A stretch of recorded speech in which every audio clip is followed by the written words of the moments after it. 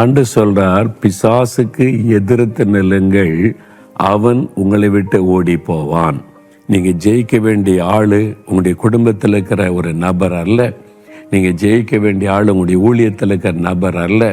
நீங்க ஜெயிக்க வேண்டிய ஆளு உங்களோட கூட வேலை பார்க்குற ஒரு ஆள் அல்ல. மறைந்திருந்து செயல்படுகிற சத்துருவாகிய பிசாசு. ஆண்டு சொல்றார், விசுவாசத்துல உறுதியா இருந்தா தான் சாத்தானை ஜெயிக்க முடியும். அவனை எதிர்த்து ஜெபிச்சு துரத்திட்டீங்கன்னா வீட்டுக்குள்ள மாற்றம் வந்துடும், ஊழியத்துல மாற்றம் வந்துடும், வேலை செய்கிற இடத்துல மாற்றம் வந்துடும். பிரியமானவர்களே, இயேசு கிறிஸ்துவின் நாமத்தில் உங்கள் யாவருக்கும் என்னுடைய அன்பின் வாழ்த்துக்கள். இந்த வார்த்தைகள் ஏராளமான மக்களுக்கு ஆசீர்வாதமாய் இருப்பதை நான் அறிந்து தேவனை ஸ்தோத்தரிக்கிறேன். இந்த நாளில் கூட தேவன் எனக்கு என்ன வாக்கு வைத்திருக்கிறார் என்ற ஆவலோடு காத்திருக்கிறீங்க. ஆண்டவர் எனக்கு வித்தியாசமான ஒரு காரியத்தை உங்களுக்கு வாக்கு தத்தமாய் தருகிறார். இந்த செய்தியை நான் ஆயத்தப்படுத்தும் போதே பலத்த எதிர்ப்புகளை சாத்தானிடத்திலிருந்து நான் பார்க்க நேர்ந்தது. இந்த செய்தியை நீங்கள் அறிந்து கொள்ள சாத்தான் விரும்பவில்லை. ஆனால் ஆண்டவர் இதன் மூலம் உங்கள் வாழ்க்கையில் ஒரு பெரிய வெற்றியை தரப்போகிறார். அப்படி என்ன வாக்கு தத்த செய்தி என்பதாய் நினைக்கிறீங்களா? யாக்கோபு எழுதின நிருபம் 4 அதிகாரம் 7வது வசனம். யாக்கோபு 4 அதிகாரம் 7வது வசனம். ஆகையால் தேவனுக்கு கீழ்ப்படிந்திருங்கள், பிசாசுக்கு எதிர்த்து நில்லுங்கள், அப்பொழுது அவன் உங்களை விட்டு ஓடி போவான். அன்று சொல்றார், பிசாசுக்கு எதிர்த்து நில்லுங்கள், அவன் உங்களை விட்டு ஓடி போவான். உங்களை பார்த்த சொல்றார், என் மகனே மகளே, பிசாசை எதிர்த்து நில்லு, அவன் ஓடி போயிடுவான். இப்போ நிறைய பிரச்சனை, நிறைய போராட்டம், நிறைய கஷ்டம், நிறைய நெருக்கம், நிறைய உபத்திரம். ஏன் இந்த மாதிரி நடக்குது? ஏன் என் வீட்டில் உள்ள பிரச்சனை, ஏன் வேலையில் பிரச்சனை, ஏன் தொழிலில் பிரச்சனை, எனக்கு ஏன் என்ன நடக்குதுன்னு கோபம் வருது, எரிச்சல் வருது, மற்றவங்களாம் எரிச்சல் படுறீங்களே. இப்போ ஆண்டவர் உங்களுக்கு தெளிவுபடுத்த போகிறார். அதாவது ஒரு காரியத்தை தெளிவாக அறிந்து கொள்ளுங்க. நமக்கு வரக்கூடிய எல்லா பிரச்சனைகள், போராட்டங்கள், நெருக்கங்கள், உபத்திரவத்திற்கு யார் காரணம்? நம்ம மனிதர்களை பார்க்கிறோம். என் மனைவி தான் பிரச்சனை, என் கணவரால் தான் பிரச்சனை, என் மாமியாரால் தான் இந்த குழப்பம், என் மருமகளால் தான் இந்த பிரச்சனை, அல்லது இவங்களால், அவங்களால, கூட வேலை பார்க்குறவங்களால, மேல் அதிகாரியால், கூட ஊழியம் செய்கிற ஊழியக்காரரால், இப்படி நம்ம மனிதர்களை பார்த்து கொண்டு இருக்கிறோம். ஆனால் உண்மையான காரணம் என்ன தெரியுமா? 1 பேதுரு 5 அதிகாரம் 8வது வசனம் பாருங்க. 1 பேதுரு 5:8 உங்களுக்கு ஒரு எதிராளி உண்டு, ஒரு எனிமி உங்களுக்கு உண்டு. அந்த எனிமி யாரு? சில நினைக்கிறீங்க, எங்கள் வீட்டில் இவன் தான் எனக்கு எனிமி, இவ தான் எனக்கு எனிமியே அப்படின்னு நினைக்கிறீங்கல்ல. வேலை செய்கிற இடத்துல மேல் அதிகாரி சூப்பர்வைசர்ன்றாங்களா, அவன் தான் எனக்கு எதிரியே. மனிதர்கள் எதிரி அல்ல. முதல்ல அறிந்து கொள்ளுங்க. எதிரி என்பவன் மறைந்திருந்து செயல்படுகிற சாத்தான், பிசாசு, அவனுடைய கிரியைகள் என்று வேதம் தெளிவாய் சொல்லுகிறது. ஆனால் தான் தெளிந்த புத்தி அவசியம், விழித்திருக்கிற ஒரு அனுபவம் அவசியம் என்று சொல்லப்படுகிறது. உங்கள் எதிராளியாகிய பிசாசானவன், இந்த உலகத்தில் நமக்கு ஒரே ஒரு எதிராளி தான் உண்டு. அவன் எதிராளியாகிய பிசாசானவன். அவர் கெட்சிக்கிற சிங்கம் போல, அவன் சிங்கம் கிடையாது, சிங்கம் மாதிரி வேஷம் போட்டுக்கிட்ட பயமுறுத்தி அழிக்கிற மாதிரி செயல்படுவான். இதைத்தான் வேதம் தெளிவாய் சொல்லுகிறாரு. அப்போ இந்த பிசாசு உங்களுக்கு விரோதமாய் எழும்பி உங்களுடைய சமாதானத்தை கெடுக்க, சந்தோஷத்தை கெடுக்க அவன் போராடி கொண்டே இருக்கிறான் என்பதை மறந்துடக்கூடாது. அதனால தான் யோவான் 16 அதிகாரம் 33 வசனத்தில் இயேசு சொல்லும் பொழுது, உலகத்தில் உங்களுக்கு உபத்திரவம் உண்டு. ஏன்னா உங்கள் எதிராளியை பிசாசு உலகத்தின் அதிபதியாக சுற்றி கொண்டிருக்கிறான். நீங்கள் ரட்சிக்கப்பட்டு அபிஷேகம் பெற்று தேவனுக்கு சாட்சியாய் வாழ ஆரம்பிக்கும் போது, அது ஊழியம் செய்ய ஆரம்பித்து விட்டால் அவங்க மேலே கோபத்தோடு எழும்புவான். உங்களை டிஸ்டர்ப் பண்ணணும், உங்களை பாதிப்பை உண்டாக்கணும், உங்களை முடக்கணும், உங்களுடைய சந்தோஷத்தை கெடுக்கணும்னு சொல்லி அவன் கிரியை செய்து கொண்டே இருப்பான். அதனால தான் இயேசு சொல்கிறாரு, அந்த பொல்லாதவன் இருக்கிறதுனால உங்களுக்கு உபத்திரவம் உண்டு, ஆனாலும் பயப்படாதுங்க, சோர்ந்து போகாதுங்க, நான் ஜெயம் தருவேன்னு கர்த்தர் சொல்லி இருக்கிறார். ஆனால் எபேசியர் 6 அதிகாரம் 12 வசனத்தில் வாசிக்கும் போது நமக்கு போராட்டம் உண்டு. ஏதோடு கூட வானமண்டலத்தில் இருக்கிற பொல்லாத ஆவிகள், துரைத்தனம் பண்ணுகிற ஆவிகள், அதிகாரத்திலே கிரியை செய்கிற ஆவிகள், அந்தகார லோகாதிபதிகள், பில்லிசூனியம், மந்திர வல்லமை, இவைகளோடு நமக்கு போராட்டம் உண்டு. கிறிஸ்தவ வாழ்க்கை என்பது உபத்திரவும் போராட்டமும் நிறைந்தது தான். அந்த வழியாக தான் கடந்து போகணும். ஏனென்றால் எதிராளியாகிய பிசாசானவன் தினந்தோறும் நமக்கு விரோதமாய் போராடி கொண்டே இருப்பான். இந்த போராட்டம் கடைசி வரை இருக்கும். ஆனால் ஆண்டவர் என்ன சொல்றாருன்னா, நீ ஒன்றும் பயப்படாத, எதிர்த்து நின்று ஓடி போயிடுவான். அவன் போராடி பார்ப்பான். நீ எதிர்த்து நின்றுட்டா அவன் ஓடித்தான் ஆக வேண்டும். அதனால நீ பயப்படாதபடி பிசாசு எதிர்த்து நல். இன்னைக்கு உங்கள் வீட்டில் பிரச்சனை, வியாபாரத்தில் பிரச்சனை, ஊழியத்தில் பிரச்சனை, உங்களுடைய பர்சனல் லைஃப்பில் போராட்டம், குடும்ப சமாதானத்தில் பாதிப்பு, போராட்டம் வந்து கொண்டே இருக்குதா? நீங்கள் யாரையோ பார்த்து கொண்டு இருக்கிறீங்க. ஆனால் இப்போ ஆண்டவர் சொல்கிறார், உன் எதிராளியாகிய பிசாசு அவன் தான் உனக்கு விரோதமாய் போராடுகிறான். நீ அவனை எதிர்த்து நிற்கணும். இது ஒரு ஆவிக்குரிய போராட்டம். ரட்சிக்கப்பட்ட அபிஷேகம் பெற்ற எல்லா தெய்வ பிள்ளைகளுக்கும் வரக்கூடியது ஆவிக்குரிய போராட்டம், ஸ்பிரிச்சுவல் வார்ஃபேர். அதை கண்ணுக்கு தெரியாத எதிரியோட சண்டையிடுவது, அது பரிசுத்த ஆவிக்குள்ளே நிறைந்து ஆவியில யுத்தம் பண்ணுவது. இதைத்தான் ஆண்டவர் உங்களுக்கு சொல்லுகிறார். நீங்க எபேசியர் 6:11 வாசிக்கும் போது வேதம் என்ன சொல்லுகிற, பிசாசின் தந்திரங்களோடு, சாத்தானுடைய தந்திரம், அவனுக்கு பெரிய வல்லமை பலன்லாம் கிடையாது. தந்திரமாய் செயல்படுவான், நம்மளை டைவர்ட் பண்ணிடுவான். அவன் மறைந்திருந்து பிரச்சனை உண்டாக்கிட்டு, உன் பிரச்சனை காரணமே உன் கணவன் தான், உன் மனைவி தான், உன் மாமியார் தான், உன் மருமகள் தான், அல்லது இவங்க தான், அவங்க தான், உன் கூட வேலை செய்கிற அந்த ஊழியக்காரன் தான், இப்படின்னு சொல்லி டைவர்ட் பண்ணிடுவான். அவன் தந்திரசாலி. ஆனால் மறைந்திருந்து செயல்படுகிறது இந்த பிசாசு தான். அவனை தான் நம்ம டார்கெட் பண்ணணும், அவனை தான் எதிர்க்கணும். அவனை எதிர்த்து ஜெபிச்சு துரத்திட்டிங்கன்னா வீட்டுக்குள்ளே மாற்றம் வந்துடும், ஊழியத்தில் மாற்றம் வந்துடும், வேலை செய்கிற இடத்துல மாற்றம் வந்துடும். நீங்கள் ஜெயிக்க வேண்டிய ஆள் உங்களுடைய குடும்பத்தில் இருக்கிற ஒரு நபர் அல்ல. நீங்கள் ஜெயிக்க வேண்டிய ஆள் உங்களுடைய ஊழியத்தில் இருக்கிற நபர் அல்ல. நீங்கள் ஜெயிக்க வேண்டிய ஆள் உங்களோட கூட வேலை பார்க்குற ஒரு ஆள் அல்ல. மறைந்திருந்து செயல்படுகிற சத்துருவாகிய பிசாசு, அவனை எதிர்த்து நீங்கள் ஜெயிச்சிட்டிங்கன்னா சூழ்நிலைகள் மாறிடும். அதான் வசனம் சொல்லுது, நம்முடைய போராட்டம் மாம்சத்தோடு இரத்தத்தோடு அல்ல. எபேசியர் 6:12 சொல்லுது, நம்முடைய போராட்டம் என்பது மாம்சமும் இரத்தமும் உடைய மனிதர்களோடு அல்ல. தெளிவாக இருக்குதுல்ல, மாம்சமும் இரத்தமுடைய மனிதர்களோடு நம்முடைய போராட்டம் அல்ல. அவங்க நம்முடைய எதிராளியும் அல்ல. ஆனால் அவளுக்கு பின்னால் நின்று செயல்படுகிற, மறைந்து நின்று செயல்படுகிற ஆவி. இந்த சாத்தான் தந்திரமாக என்ன செய்வான், மனிதர்களை பயன்படுத்தி யுத்தம் பண்ணுவான். உங்கள் கூட வேலை பார்க்குற ஆள் உங்களுக்கு விரோதமாய் தூண்டி விடுவான். மேலதிகாரி உங்களுக்கு விரோதமாய் தூண்டி விட்டு உபத்திரப்படுத்த நினைப்பான். கணவனை மனைவிக்கு விரோதமாய் தூண்டி விடுவான், மனைவியை புருஷனுக்கு விரோதமாய் தூண்டி விடுவான். மாமியாரை மருமகளுக்கு விரோதமாய் தூண்டி விடுவான், மருமகளை மாமியாருக்கு விரோதமாய் தூண்டி விடுவான். உங்கள் வீட்டுக்குள்ளேயே ஒருவருக்கு விரோதமாய் பிரச்சனை உண்டாக்கி, ஒரு தவறான புரிந்து கொள்ளுதலை உண்டாக்கி சமாதானத்தை கெடுத்து விடுவான். இது மனிதரால் உண்டானதல்ல, மறைந்திருந்து செயல்படுகிற எதிரியாகிய பிசாசானவன். அவனை தான் நீங்கள் டார்கெட் பண்ணணும், அவனை தான் நீங்கள் எதிர்த்து ஜெபிக்கணும். அவனை துரத்திட்டா உங்கள் வீட்டுக்குள்ள சூழ்நிலை மாறிவிடும், உங்கள் ஊழியத்தில் சூழ்நிலை மாறிவிடும். இதைத்தான் நீங்கள் அறிந்து கொள்ள வேண்டும் என்று கர்த்தர் விரும்புகிறார். அப்போ நம்ம எதில் ஈடுபடுகிறோமோ, ஒரு குடும்பம்னா குடும்ப சமாதானத்துக்கு எடுக்க சாத்தான் போராடுவான். ஊழியன்னா ஊழியத்தில் நம்மை சோர்ந்து போக பண்ண, மடங்கடிக்க, நெருக்கத்தை உண்டாக்க போராடுவான். பிஸ்னஸ்னா பிஸ்னஸில் தடை உண்டாக்கி, தாமதம் உண்டாக்கி, நெருக்கத்தை உண்டாக்கி அதில் போராடுவான். அது மாதிரி இன்னைக்கு என்ன செய்கிறீங்களோ அந்த இடத்துலலாம் உங்களுக்கு விரோதமாய் என்ன செய்யலான்னு தந்திரமாய் செயல்படுவான். நம்முடைய சிந்தனையை சாத்தானை குறித்து யோசிக்க விடாதபடி மனிதர்களை குறித்து யோசிக்க வைத்து விடுவான். இதான் சாத்தானுடைய பெரிய தந்திரம் என்பதாக நம்ம அறிந்து கொள்ளணும். அப்போ பிசாசை எதிர்த்து ஜெபிச்சுட்டா சூழ்நிலையை மாறிடும், அந்த ஒரு அட்மாஸ்பியரே மாறிடும், அந்த கிளைமேட் சேஞ்சஸ் வந்துடும். நீங்கள் ஆச்சரியமான மாற்றத்தை பார்க்க முடியும். அதனால தான் பிசாசை எதிர்த்து நில்லுங்கள் என்று ஆண்டவர் சொல்கிறார்.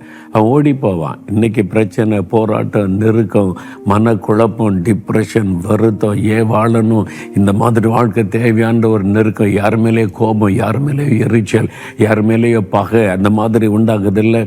ரகசியத்தை அறிந்து கொள்ளுங்க. சாத்தானை எதிர்த்து நில்லுங்க, சூழ்நிலை மாறுவதை பார்ப்பீங்க. அவன் ஓடி போயிடுவான். எதிர்க்கணும், அவ்வளோதான். நம்ம ஐயோ பிசாசு அதை செய்கிறான், இதை செய்கிறான், கெட்சிக்கிற சிங்கம் போல் வரான், என்ன பண்ணுறது, நம்மை குறித்தே நம்ம வருத்தப்பட்டுக்கிட்டு அழுதுகிட்டு சுய பரிதாபத்தை உண்டாக்கி கொண்டு இருக்கிறோம்ல, பிசாசுக்கு அது கொண்டாட்டம். ஆண்டவர் சொல்கிறார், இப்படி நீ அழுது கொண்டிருந்தா சாத்தானை ஜெயிக்க முடியாது. ஐயோ நான் என்ன பண்ணுவேன், கர்த்தருக்கு பிரியமாக தான் இருக்கேன், எனக்கு அப்படி நடக்கணும், எனக்கு அப்படி நடக்கணும், இந்த கேள்வியெல்லாம் கேட்காதபடி எனக்கு விரோதமாக எழும்புகிற பிசாசை நான் இயேசுவின் நாமத்தில் எதிர்க்கிறேன்னு எதிர்த்து ஜெபிச்சு பாருங்க, சூழ்நிலை மாறும். இந்த பிசாசை எதிர்க்கிற முக்கியமான ஒரு விஷயம் தேவை. என்ன தெரியுமா? 1 பேதுரு 5ஆம் அதிகாரத்தில் 9வது வசனம், விசுவாசத்தில் உறுதியாயிருந்து அவனுக்கு எதிர்த்து நில்லுங்கள். ஆண்டவர் சொல்றார், விசுவாசத்துல உறுதியா இருந்தால் தான் சாத்தானை ஜெயிக்க முடியும். நான் எப்படி பிசாசுடைய தம்மண்ண அப்படின்னு நினைக்கிறேன். எனக்கு ஊழியக்காரர் ஜெயிப்பார், அவர் ஜெயிப்பார், இவர் ஜெயிப்பார். ரட்சிக்கப்பட்ட அபிஷேகமற்ற ஒவ்வொரு தேவ பிள்ளையும் நீங்க பிசாசை எதிர்த்து ஜெபித்து ஜெயித்தாதான் மாற்றத்தை நீங்க பார்க்க முடியும். நீங்க எழும்பணும், அதை நீங்க அறிந்து கொள்ளணும். அதைத்தான் கர்த்தர் விரும்புகிறார். இந்த சத்தியத்தை அறியாதனால தான் என் ஜனங்கள் அறிவில்லாமையினால் சங்காரமாகிறான்னு ஆண்டு சொல்றார். அவங்களுக்கு வசனம் தெரியல, சத்தியம் தெரியல, அதனால சாத்தான் என் ஜனத்தை சங்காரம் பண்ணி அவருடைய வாழ்க்கை அழித்து கொண்டு இருக்கிறான் என்பதாய். நீங்க சத்தியத்தை அறிந்து எழும்பிட்டீங்கன்னா பிசாசு கண்டு நீங்க பயப்பட மாட்டீங்க, அவங்களை கண்டு பயப்படுவான். அப்ப விசுவாசத்துல உறுதியா இருந்து அவனை எதிர்க்கணும். இயேசுவின் நாமத்தில் சாத்தானை எதிர்க்கிறேன், எதிர்த்து நான் ஜெபிக்கிறேன், இயேசுவின் ரத்தத்தை தெளிக்கிறேன். என் மீது அவனுக்கு அதிகாரம் இல்லை, என் குடும்பத்தின் மீது அதிகாரம் இல்லை. பிசாசை ஒரு மனதை கெடுக்கிற ஆவி, சமாதானத்தை கெடுக்கிற ஆவி, என் ஆசீர்வாதத்தை கெடுக்கிற ஆவி, என் ஊழியத்துக்கு விரோதமாய் செயல்படுகிற பிசாசு உன்னை எதிர்க்கிறேன் இயேசுவின் நாமத்தில். அப்படி எதிர்த்து துரைத்து ஜெபிங்க, மாற்றம் வரும். அப்படி எதிர்க்கணுமானா விசுவாசத்தில் உறுதியா இருக்கணும். அதான் ரொம்ப முக்கியம். அப்ப அந்த என்ன விசுவாசம் நமக்கு இருக்கணும்? ஒரு 3 காரியம் சொல்றேன். வசனம் நல்ல கனி. 1 யோவான் 4ஆம் அதிகாரம் 4வது வசனத்துல அழகாய் வசனம் சொல்லுகிறது, உலகத்தில் இருக்கிறவனிலும் உங்களில் இருக்கிறவர் பெரியவர். முதலாவது நம்ம விசுவாசிக்க வேண்டிய காரியம், உலகத்தில் இருக்கிற சாத்தானை காட்டிலும் எனக்குள் இருக்கிற இயேசு பெரியவர். சாத்தானை ஜெயித்தவர், சாத்தானை காலின்களை நசிக்கினவர். அதனால எனக்குள் இருக்கிற இயேசுதான் பெரியவர். இந்த விசுவாசத்துல உறுதியா இருக்கணும். அதனால சாத்தான் என்னை மேற்கொள்ள முடியாது, என்னை ஜெயிக்க முடியாது, என்னை அழிக்க முடியாத. காரணம், என்னோடு கூட இருக்கிற இயேசு சாத்தானை விட பெரியவர், அவனை ஜெயித்தவர், அவனை காலின்களை நசிக்கினவர். அந்த விசுவாசம் உங்களுக்கு இருக்குதா? அந்த விசுவாசத்துல உறுதியா இருக்கணும். நீங்க கட்சிக்கிற சிங்கம் மாதிரி வர, அப்படி வர, இப்படி வரான்னு பாக்குறீங்க. நீங்க விசுவாசத்துல உறுதியா இருந்தீங்கன்னா உங்களுடைய பார்வை வித்தியாசமா மாறிவிடும். நீங்க பாருங்க, சிம்சோனை கர்த்தர் தெரிந்து கொண்டார், அபிஷேகம் பண்ணியிருந்தார். ஒரு முறை பாலசிங்கம் வந்ததான். பாலசிங்கம்னா இளம் சிங்கம், யங் லயன். கிழட்டு சிங்கம் கிடையாது, பாலசிங்கம். ஏன்னா அது ஜெயிக்க முடியாதுன்றதுனால இப்படி சொல்லப்பட்டிருக்கு. அது வருது. பரிசுத்த ஆவியானவர் சிம்சன் மலை இறங்கின உடனே வசனம் சொல்லுகிறது, நியாயாதிபதிகளின் புஸ்தகத்துல ஒரு ஆட்டுக்குட்டியை கிழித்தெறிவதை போல கிழித்தெறிந்து விட்டான். ஐயோ சிங்கம், பாலசிங்கம், பயமா இருக்கு, கிழித்தெறிஞ்சிட்டு போய்கிட்டே இருந்தான். அவ்வளவுதான். எப்படி அது முடிந்தது? இன்னைக்கு நிறைய விசுவாசிகளுக்கு ஆட்டுக்குட்டியெல்லாம் சிங்கம் மாதிரி தெரியுது. ஆட்டுக்குட்டியெல்லாம் சிங்கம் மாதிரி பிசாசு அப்படி வர்றான், இப்படி வர்றான், வீட்டுக்குள்ள வர்றான், வேலையில வர்றான்னு சொல்லிக்கிட்டே இருக்கிறோம். நீங்க ஆவில நிரம்பி அபிஷேகத்தோட அதை பாருங்க. உங்க கூட இருக்கிற இயேசு பெரியவர், யூதா கோத்திரத்தின் சிங்கம். அவர் தான் ஒரிஜினல் சிங்கம். பிசாசு டூப்ளிகேட் வேஷம் போட்டு கொண்டு வர்றான். எதுக்கு பயப்படுறீங்க? விசுவாசத்துல உறுதியாருங்க. என்ன விசுவாசம்? அவனை காட்டில எனக்குள்ள இருக்கிற இயேசு பெரியவர். ஆவியானவர் இறங்கின உடனே சிம்சோனுக்கு சிங்கம் ஆட்டுக்குட்டியை போல தெரிந்தது. கிழிச்சு எறிஞ்சிட்டு போய்கிட்டே இருந்தான். நீங்க கர்த்தருக்குள்ள உள்ள நல்ல பலப்படுத்திக் கொள்ளுங்க. ஆவியில பலனடைங்க, அபிஷேகத்துல நிறைந்திருங்க, வசனத்துல உறுதியா இருங்க. கர்த்தரிலும் சத்துவத்திலும் வல்லமையிலும் பலப்பட்டு உறுதியா நின்னீங்கன்னா சிங்கம் வேஷம் போட்டு கொண்டு வர பிசாசை கண்டு நீங்க பயப்பட மாட்டீங்க, எதிர்த்து நிற்பீங்க. நான் டெய்லி ஜெபம் சொல்ல, சாத்தானே உன்னை காட்டில் என் கூட இருக்கிற இயேசு பெரியவர். உன் தலையை மிதித்த இயேசு என்னோடு இருக்கிறார். உன் வல்லமை சிலுவையில உரிந்து கொண்ட இயேசு என்னோடு இருக்கிறார். நீ என்ன ஜெயிக்க முடியாது. போராடி பாரு. நீ என்னை ஜெயிக்க முடியாது, உன்னை இயேசுவின் நாமத்தில் எதிர்க்கிறேன். அப்படி சொல்லி ஜெபிக்க ஜெபிக்க ஜெபிக்க தான் வெற்றி உண்டாகும்.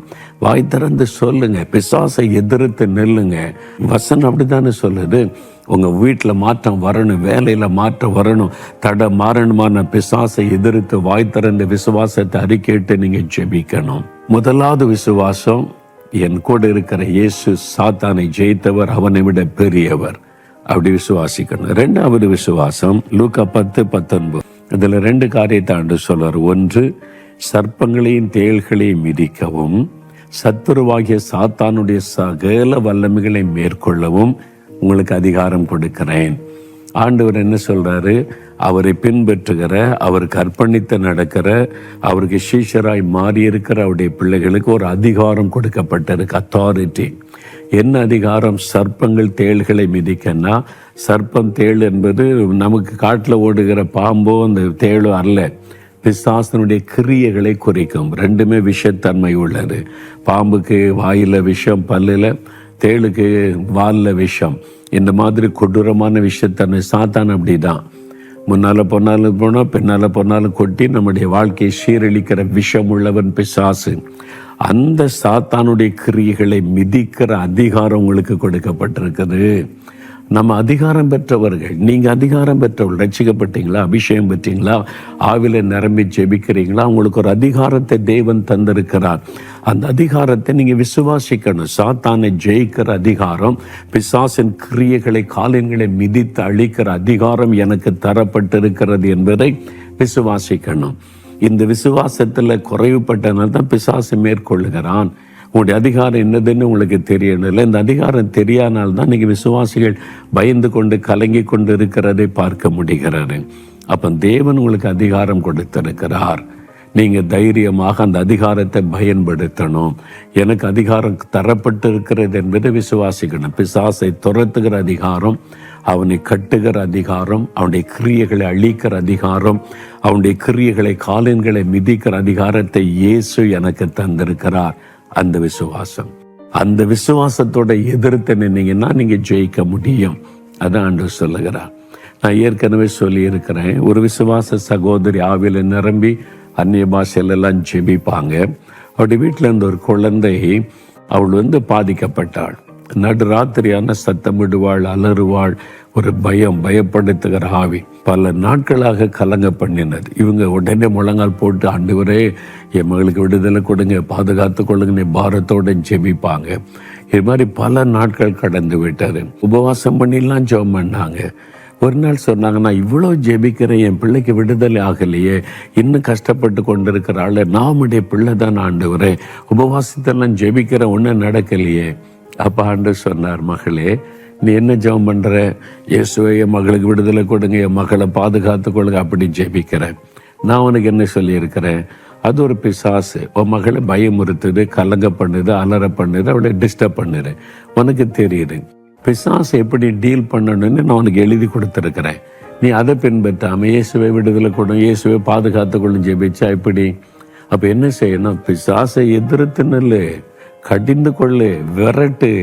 என் நாமத்தினாலே பிசாசை துரத்துவேன்னு உனக்கு அதிகாரம் தந்திருக்கிறல்ல, உன் அதிகாரத்தை நீ பயன்படுத்தாதபடி நீ அழுதுகிட்டு இருந்தா எப்படி பிசாசை ஜெயிக்க முடியும்? அப்பதான் அவளுக்கு தெளிவு தெரிந்த, ஐயோ என்னுடைய அறியாமை, வசனம் தெரியல, அதிகாரம் தெரியல, பலன் அடைஞ்சு சொன்னா, இயேசு கிறிஸ்துவின் நாமத்தில் என் ஆண்டவர் இயேசு எனக்கு கொடுத்த அதிகாரத்தின்படி போலாத பிசாசை என் மகளை டிஸ்டர்ப் பண்ணாதை, விலகி போ என்று கடிந்து கொண்டு ஜெபிச்சாங்க. ஒரே நாள், அவ்வளவுதான், போய்விட்டார். அது விடுதலை. அப்புறம் மகளுக்கு டிஸ்டர்பன்ஸ் செய்யல. அவங்க சொன்னாங்க, பிரதர் என்னுடைய அறியாமையினால் தான் என் பிள்ளை இவ்வளோ கஷ்டப்படுது. நிறைய கிறிஸ்தவங்க கஷ்டப்பட காரணம் அறியாமை. வசனம் நமக்கு தெரியல, நம்முடைய அதிகாரம் தெரியலை. இன்றைக்கு அதை தான் ஆண்டவர் சொல்ல, என் மகனே மகளே நான் உனக்கு அதிகாரம் தந்திருக்கிறேன். எவ்வளோ பெரிய பிசாசா இருந்தாலும் ஒன்று ஜெயிக்க முடியாது. நான் ஜெயித்தது உனக்காக, நான் ஜெயித்தது உனக்கு வெற்றி கொடுக்க. நான் ஜெயித்துட்டேன், அதனால ஒன்று மேற்கொள்ள முடியாது. தைரியமா விசுவாசத்தில் உறுதியாக இந்த எதிர்த்தினல்ல உன் அதிகாரத்தை பயன்படுத்தி, இயேசு எனக்கு கொடுத்த அதிகாரத்தின்படி உன்னை துரத்துகிறேன் இயேசுவின் நாமத்தில்.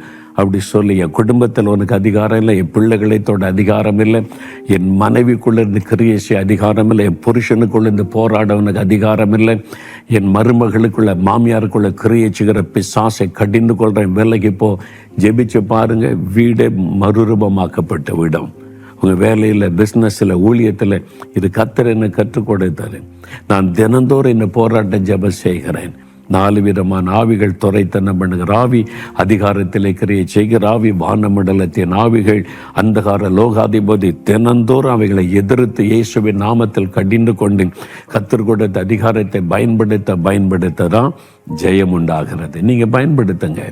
விசுவாசத்தில் ஆண்டவருக்கு அதிகாரம் தந்திருக்கிறார்னு தைரியமாக சொல்லி ஜெபம் பண்ணுங்க. 3வது எதை விசுவாசிக்கணும்? அதே 19ஆம் வசனம், லூக்கா 10:19 ஆண்டு சொல்றாரு, ஒன்றும் உங்களை சேதப்படுத்த மாட்டாது. எந்த பிசாசும் உங்களையோ குடும்பத்தையோ சேதப்படுத்த முடியாது, மாட்டாது வாக்கு கொடுத்திருக்கிறார் ஆண்டவர். அப்ப சேதப்படுத்துதுன்னா என்ன அர்த்தம்? பிசாசுக்கு நம்ம இடம் கொடுத்துருக்குறோம், விசுவாசத்தில் பலவீனமாக இருக்கிறோம், நம்ம ஜெப வாழ்க்கை சரியில்லை, வேத வாசிப்பு சரியில்லை, தேவனுக்குள்ள நம்ம பலன் அடையலைன்னு அர்த்தம். நீங்கள் கர்த்தருடைய வசனத்திலும் கர்த்தரிலும் சரியாக பலனடைஞ்சு இருந்தீங்கன்னா உங்களை சாத்தானால சேதப்படுத்தவே முடியாது. இது ஆண்டவர் இயேசு கிறிஸ்து கொடுத்த வாக்குத்தத்தம். அதனால நீங்கள் அதை உறுதியாக விசுவாசிக்கணும். மந்திரவாதங்கள், பில்லி சூனியங்கள், சாத்தானுடைய வல்லமை எதுவும் என்னை சேதப்படுத்த முடியாது. போராட்டம் உண்டு. போராடுவான், உங்களை சேதப்படுத்த முடியாது. போராடுவான், உங்களை முடக்கி விட முடியாது. போராடுவான், உங்களை அழித்து விட முடியாது. அதான் விசுவாசம். தினந்தோறும் எனக்கு போராட்டம் இருக்குது. போராடி தான் பார்க்குறான் பிசாசு. பல விதங்களில் என்னுடைய சரீரத்துக்கு போராடுறான், ஃபேமிலியில் போராடுறான், ஊழியத்தில் போராடுகிறான், ஒவ்வொரு காரியத்தில் போராடி தான் பார்க்குறான். ஒவ்வொரு நாள் ஆண்டு ஜெயம் கொடுத்து நடத்தி கொண்டு தான் இருக்கிறாரு. அதனால போராட்டம் வரும், நம்மளை சேதப்படுத்த முடியாது.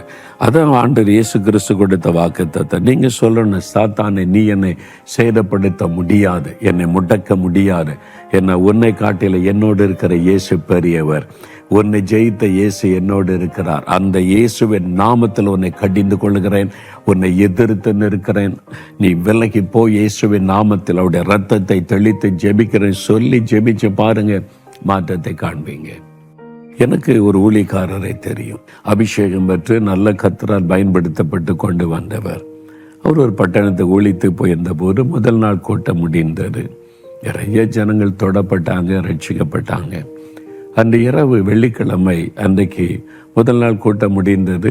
இரவில் அவர் நித்திரை செய்து கொண்டிருந்த போது தங்கியிருந்த இடத்துல ஒரு பொல்லாத ஆவி வந்தது. ஒரு பொல்லாத ஆவி வந்து நின்றது. அவருக்கு ஆவிலை விழிப்பு வந்து கவனித்த ஒரு ஆவி வந்து ஒரு படுக்கை பக்கத்தில் நிற்கிறாரு. இவரை தாக்குவதற்காக ஏவப்பட்டு அனுப்பப்பட்ட ஒரு ஆவி அது. அவர் பார்க்குறாரு, தெளிவாக தெரிஞ்சிட்டு ஒரு ஆவி வந்து நிற்கிது, என்னை குறிவைத்து தாக்க வந்திருக்கிறது. அந்த ஆவியான டக்குன்னு வெளிப்படுத்திட்டு மந்திரவாதம், பில்லி சூன்யம் பண்ணி அந்த ஆவியை ஏவி விட்டுருக்குறாங்க. நீ இயேசுவை மகிமைப்படுத்துறதுனால நாளைக்கு என்னை பேசக்கூடாது, உன்னை முடைக்கிறனோ என்பதற்காக இந்த ஆவி ஏவப்பட்டு இருக்கிறது அப்படின்னு ஆவி என்னை வெளிப்படுத்தினார். இவர் சொன்னார், பிசாசே, நான் பரிசுத்தாவினால் அபிஷேகம் பண்ணப்பட்டவன், நீ என்னை தொட முடியாது, நீ என்னை சேதப்படுத்த முடியாது. அப்படி சொன்ன உடனே தலையாட்டு தெரியுங்குது. பிசாசு கூட தெரியும், நீங்கள் அபிஷேகம் பண்ணப்பட்டிருக்கிறீங்க, ஆண்டவுடைய பாதுகாப்புக்குள்ள இருக்கீங்க, உங்களை சேதப்படுத்த முடியாதுன்னு அவனுக்கு தெரியும். பயமுறுத்தி பார்ப்பான். நீங்கள் பயத்துக்கு இடம் கொடுத்துட்டா உங்களை மேற்கொள்ள முடியும். அதனால தான் முதல்ல பயத்தை கொண்டு வரதா அவர் சில காட்சிகளை காண்பிக்கிறது, சொப்பனங்களை காண்பிப்பது, சில காரியத்தை பண்ணுவார். இயேசுவின் நாமத்தில் உன்னை கடிந்து கொள்கிறேன், என் கூட இருக்க இயேசு பெரியவன் சொல்லி பாருங்க, பிசாசன் நடுங்கிடுவான். உங்களுடைய விசுவாசம் உள்ள வார்த்தைக்கு தான் அவன் பயப்படுவான். நீங்கள் பயந்துட்டீங்கன்னா உங்களை மேற்கொள்ளுவான். பாருங்க, இயேசுவின் நாமத்தினால ஓடி போயிருன்னு சொன்ன அவ்வளோதான் போய்விட்டார். அவன் ராத்திரி எல்லாம் உட்காந்து மந்திரம் போட்டு மணிக்கணக்காக பிசாசு அனுப்பினா ஒரே ஒரு வார்த்தை, இயேசுவின் நாமத்தால் ஓடி போச்சு. அவ்வளோதான் அவனுடைய வரலாமை. அதனால எண்ணாகமம் 23:23 என்ன சொல்லப்பட்டிருக்கிறது? யாக்கோபுக்கு விரோதமான மந்திரவாதம் இல்லை, இஸ்ரவேலுக்கு குறி சொல்லுதல் இல்லை. நீங்கள் விசுவாசித்தீங்கன்னா மந்திரவாதம், பில்லிசனை என்னை ஒன்றும் பண்ண முடியாது, என் குடும்பத்தை ஒன்றும் பண்ண முடியாது. ஆனால் நீங்கள் யாக்கோபா இருக்கணும், இஸ்ரவேலா இருக்கணும். ஆண்டவருக்கு ஒப்பு கொடுத்து அர்ப்பணித்து யாக்கோபா இஸ்ரவேலாய் மாற்றின ஆண்டவர் அவரோடு கூட ஐக்கியத்தில் சரியா இருந்தா எந்த மந்திரவாரமும் பலிக்காது, பில்லிசூனியம் பலிக்காது. குறி சொல்றது உங்களுக்கு விரோதமாக யார் சபிச்சாலும் அந்த குறி சொல்ற ஆவியினுடைய வார்த்தை பலிக்காது. விசுவாசிங்க, இதுதான் உங்களுக்கு இருக்க வேண்டிய விசுவாசம். அந்த விசுவாசத்தோட எதிர்த்து ஜெபிச்சிங்கன்னா நீங்கள் பிசாசை ஜெயிக்க முடியும். உங்களுடைய வீட்டுக்குள்ள, வேலையில், ஊழியத்தில், பிஸ்னஸில் ஒரு பெரிய மாற்றத்தை இன்று முதல் நீங்கள் பார்ப்பீங்க. நீங்கள் பிரச்சனையை பார்த்து கொண்டு இருக்கிறீங்க. பிரச்சனைக்கு பின்னால் நிற்கிறது யாருன்னு பாருங்க. மறைந்து இந்த செயல்படுகிற சாத்தான், பிசாசு உங்களுக்கு விரோதமாய் கோபத்தோடு செயல்படுகிறான். நீங்க மனிதர்களோடு யுத்தம் பண்ணி கொண்டு இருக்கிறீங்க, மனிதர்களோடு சண்டை போட்டு கொண்டு இருக்கிறீங்க. அதை விட்டு விட்டு மறைந்திருந்து செயல்படுகிற ஆவிக்கு விரோதமாய் யுத்தம் பண்ண ஆரம்பிங்க. அவனை இயேசுவின் நாமத்தில் கடிந்து கொள்ளுங்க, எதிர்த்து நில்லுங்க, இயேசுவின் ரத்தத்தை தெளித்து ஜெபிங்க. உடனே ஒரு மாற்றம் வருவதை நீங்கள் பார்ப்பீங்க. ஆண்டவர் சொல்லுகிறார், பிசாசுக்கு எதிர்த்து நில்லுங்கள், அவன் உங்களை விட்டு ஓடி போவான். ஓடித்தான் ஆக வேண்டும். அந்த அதிகாரம் நமக்கு தரப்பட்டு இருக்கிறது. இப்போ விசுவாசத்தோடு அறிந்து கொண்டீங்களா உங்களுடைய அதிகாரம் என்ன? தேவன் உங்களை தெரிந்து கொண்டு இருக்கிறது, உங்களை அபிஷேகம் பண்ணி இருப்பது, உங்களுக்கு கொடுத்திருக்கிற அதிகாரம் தெரிஞ்சிட்டு இல்லை. எதிர்த்து நில்லுங்க. சாத்தா எங்கே போராடுறான்? பிள்ளைகள் வழியாக போராடுறானா? கணவர் வழியாக போராடுறானா? மனைவி வழியாக கிரியை செய்கிறானா? மாமியார் வழியாக, மருமகள் வழியாய் போராடுறானா? அல்லது பக்கத்து வீட்டுக்காரங்க, எதிர் வீட்டுக்காரங்க, அல்லது கிராமத்து ஆட்கள் மூலமாக, சொந்தக்காரங்க மூலமாக போராடுறானா?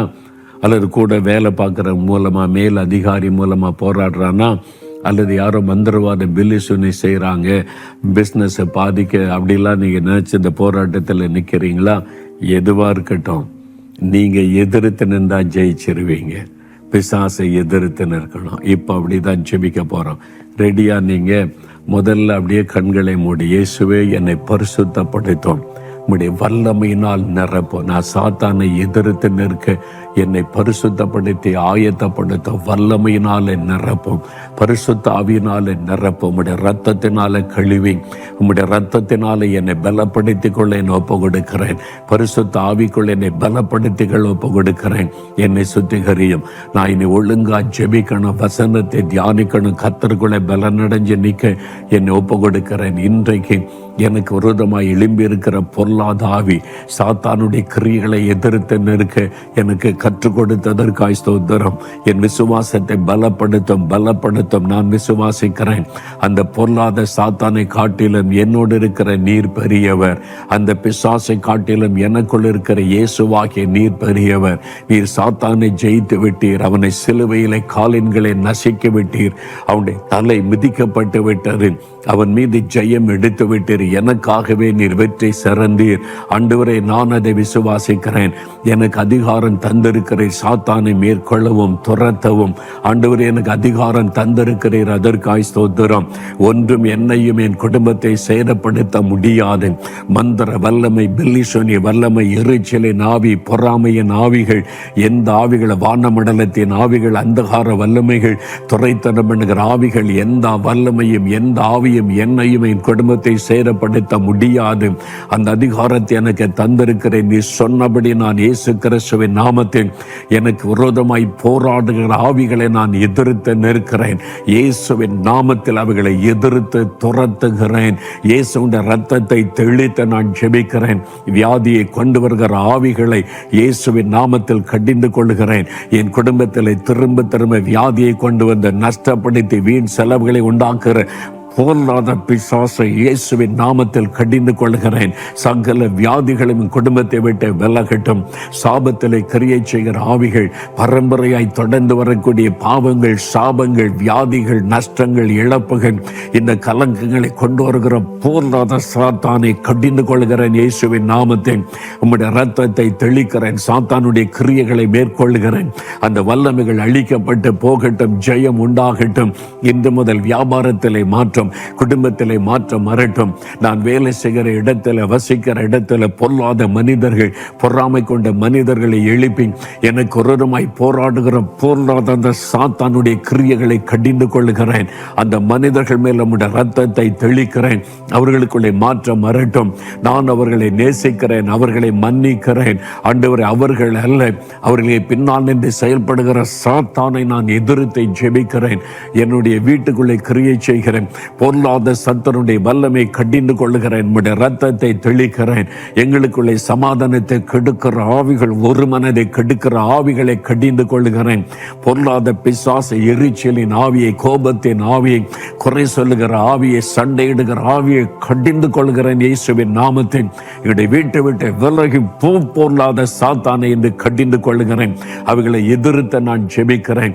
நஷ்டத்தை உண்டாக்குற ஆவிகள், பயத்தையும் கலக்கத்தை உண்டாக்குற ஆவிகள், மன அழுத்தத்தை கொண்டு வருகிற ஆவிகள், தற்கொலை தோண்டுகிற ஆவிகளை கடிந்து கொள்கிறேன் இயேசுவின் நாமத்தில். துரத்துகிறேன் அவைகளை இயேசுவின் நாமத்தில். இந்த குடும்பம் இயேசுவுக்கு சொந்தம். எங்கள் வீடு இயேசுவுக்கு சொந்தம். என் கணவர், என் மனைவி, என் பிள்ளைகள், என் மாமியார், என் மருமகள் எல்லாரும் இயேசுவுக்கு சொந்தம். பொல்லாத சாத்தானை உன்னை கடிந்து கொள்கிறோம் இயேசுவின் நாமத்தில். சகல போராட்டங்களும் வெல்லகட்டும் இயேசுவின் நாமத்தில். ஜெயம் கொடுக்கிற தேவனுக்கு ஸ்தோத்திரம். ஜெயம் கொடுத்த இயேசுவுக்கு ஸ்தோத்திரம். இதோ நீர் சொன்னபடி பிசாசு ஓடிவிட்டதற்காய் நன்றி. அவன் துரத்தப்பட்டதற்காய் நன்றி. எங்க வீட்டை விட்டு வெளியேறி போனதற்காய் ஸ்தோத்திரம். என் வழியை விட்டு அவன் விலகி போனதற்காய் ஸ்தோத்திரம், ஸ்தோத்திரம், ஸ்தோத்திரம். உம்முடைய பிள்ளைகளுடைய விசுவாசத்தை பலப்படுத்தி ஒவ்வொருவருக்கு நீர் அற்புதம் செய்து விட்டீர். இன்று முதல் ஒரு மாற்றங்களை காணட்டும். தடைகள் விலகி காரியங்கள் வாய்ப்பதை காணட்டும். நோய்கள் விலகி ஆரோக்கியம் அடைவதை காணட்டும். எல்லா பயங்களும் கலக்கங்களும் விலகி மகிழ்ச்சி சந்தோஷம் உண்டாவதை காணட்டும். எல்லா சண்டைகளை, பிரிவினைகள், கசப்புகள் நீங்கி சமாதான, அன்பு, ஐக்கியம் உண்டாவதை காணட்டும். கர்த்தரப்படி செய்துவிட்டதற்காய் ஸ்தோத்திரம், ஸ்தோத்திரம், ஸ்தோத்திரம். இயேசு கிறிஸ்துவின் நாமத்தில் ஜெபிக்கிறோம் பிதாவே. ஆமேன், ஆமேன். பிரியமானவர்களே, ஆவியானவர் பலமாய் உங்களை நிரப்பி ஆட்கொண்டு உங்க மூலமாகவே உங்களுக்கு ஜெயம் கொடுத்து விட்டார். இந்த செய்தியை திரும்ப திரும்ப கேளுங்க. இந்த சத்தியத்தை அறிந்து கொள்ளுங்க.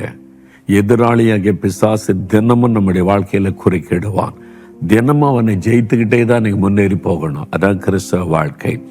அவனை ஒதுக்கிட்டு நீங்க தனியா வாழலாம் முடியாது. எப்படி இயேசு ஒதுக்கிட்டு வாழ முடியாதோ, எதிராளியாக பிசாசு பின்னால வந்துகிட்டே தான் இருப்பான், டிஸ்டர்ப் பண்ணிக்கிட்டே தான் இருப்பான். நம்ம ஜெயிச்சுக்கிட்டே இருக்கணும், அவனை துரத்திக்கிட்டே இருக்கணும், அவனுடைய வல்லமைகளை மேற்கொண்டு போய்கிட்டே இருக்கணும். இதான் வேதம் சொல்லுகிற சத்தியம். நமக்கு போராட்டம் உண்டு, கடைசி வரைக்கும் நாம் ஜெயித்து கொண்டே இருப்போம். தொடர்ந்து நீங்கள் இந்த காரியத்தை தெளிவாக அறிந்து ஜெபித்து கொண்டே இருங்க. இன்றையிலிருந்து மாற்றத்தை உங்கள் வீட்டுக்குள்ளே, வேலையில், ஊழியத்தில், நீங்கள் செய்கிற ஒவ்வொரு காரியத்திலும் பார்ப்பீங்க. சத்துரு கொண்டு வந்த தடைகள் விலகி இருக்கும், காரியங்கள் மாற்றமாய் முடிந்திருப்பதை நீங்கள் பார்ப்பீங்க. தொடர்ந்து ஸ்தோத்திரத்தோடு ஜெபிங்க. கர்த்தருடைய ஆசீர்வாதங்களோடு இருப்பதாக. ஆமேன்.